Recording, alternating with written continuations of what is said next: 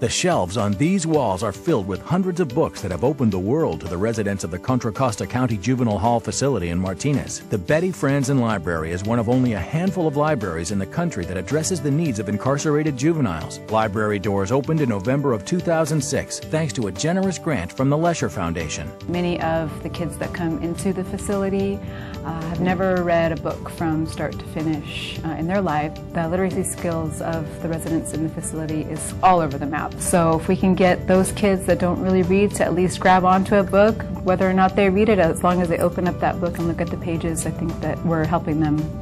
Reading's not the only activity that the library encourages. Writing and poetry workshops, authors and guest speakers are all featured programs that help round out the efforts to encourage literacy. With a variety of programs to choose from, are the kids taking advantage of what the library has to offer?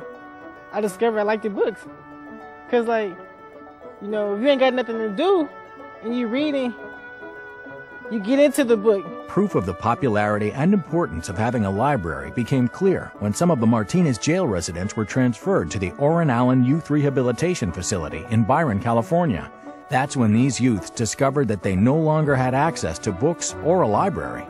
The library at the hall was so popular that when residents from the hall were sentenced at the ranch, they would go over there and there was no library, and they would complain about the fact that there was no library and there were no books. When the Lesher Foundation heard that the boys' ranch lacked a library, they encouraged the Martinez site to apply for another grant. In 2008, a new library was created at the ranch. It's only about 161 square feet. It's very, very tiny. We can only fit 5 boys in the library at one time. And recently, through the efforts of some very devoted supporters of the libraries, we got the permission to expand the library into the room next door.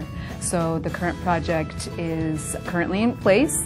We knocked down the wall between the 2 rooms and we are expanding the library out there. So it's been a success. For more information on these special libraries or to make a donation, call or visit their website.